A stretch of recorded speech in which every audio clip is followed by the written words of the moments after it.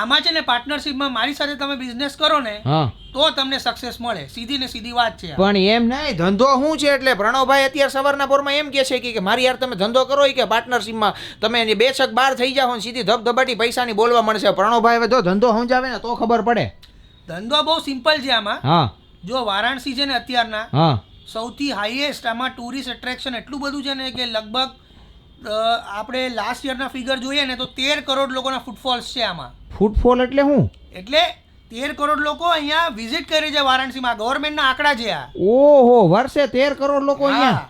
તો આ ધંધો કર્યા જ જેવો છે. આમાં કરવાનું શું? એટલે આની અંદર શું છે, આપણે હોટલ ખોલી દઈએ ને પાર્ટનરશિપમાં, હા, તો આપણે એકદમ સોલિડ હોટલ ચાલે તમારી. શું વાત કરો છો? 13 કરોડ લોકો જો અહીંયા વારાણસીની અંદર આવતા હોય તો હોટલ ખોલવી જ પડે. પણ હોટલની અંદર ધંધો કેવી રીતના? એટલે આમાં રોકાણ બોકાણ કેવી રીતના શું કરવાનું? પણ રોકાણ એટલે શું, સિમ્પલ વસ્તુ છે આમાં. શું?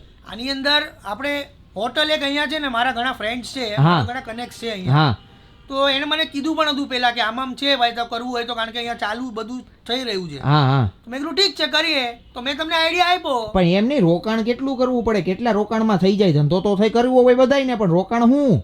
રોકાણ કેવું છે આની અંદર કે તમારા 50-70% અને મારા 30%. મારા 70% રૂપિયા રોકવાના, તમારે 30%. એ વરી કઈ રીતના? તો ભાઈ પ્રોફિટમાં મારા 70%? ના, પણ હું તમને સમજાવું ને, હું આખી સમજાવું તમને. હા, કયો. મેં તમને એટલા માટે આ કીધું 70 અને 70-30. હા, કે તમારે મગજમારી ખાલી 30 આપીને છૂટી જવાનું, 70 આપીને. હા, બાકીની મગજમારી હું કરીશ બીજી, કે ભાઈ અહીંયા લેન્ડ નું શું છે, ગવર્મેન્ટ રેગ્યુલેશન શું છે, અહીંયાથી કેવી રીતના પાસ કરાવવાનું છે, બધું એ બધું મારે જોવાનું. પછી પ્રોફિટમાં તમારે 30 ને મારા 70. એમ થોડીક હોય, હું 30 આપું ને તમે પાછા 70 લઈ જાવ તો ઈ કઈ થોડોક ધંધો થયો? મગજમારી હું કરું છું ને, પણ તો હું તમતાર કરાવવા લાગે 50-50 કરો. તમારું કામ જ નથી. તમે ખાલી પૈસા આપીને છૂટી જવાનું તમારે. શું પ્રણવભાઈ, આ કઈ થોડોક બિઝનેસ થયો કે હું 70% રોકું ને ભાગમાં પાછા 30% મળે? તો ઈ કઈ ધંધો થોડોક થયો કેવાય? એમ જ બિઝનેસ થાય ને. બિઝનેસ તો એવી રીતના થાય. ભાઈ એમ નહીં, તો મને મગજમારી કરતા તો આવડે તમતાર. હાલો આપણે થોડા કરી જ ન શકો. મારા મુંબઈમાં ઘણા બધા ફ્રેન્ડ્સ છે ને, એ પ્રોપર વારાણસીના છે. પણ તો ભલે ને હોય, એમાં હું વાંધો? બધી ખબર છે, પ્રોપર્ટી ડીલર્સ જ છે બધા, મોટા મોટા ને બિલ્ડર્સ છે.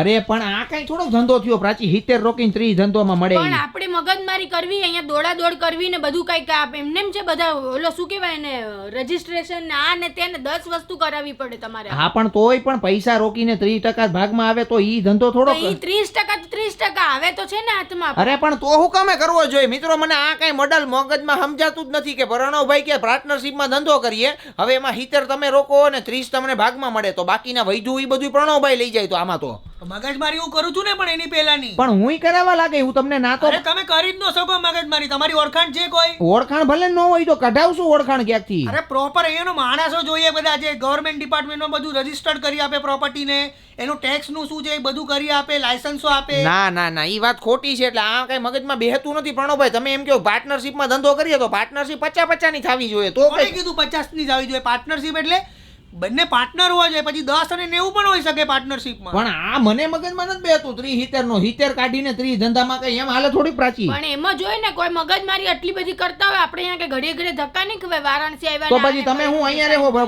હોટલ સંભાળશો? ઈ બધું આપણું થઈ જશે મેનેજ.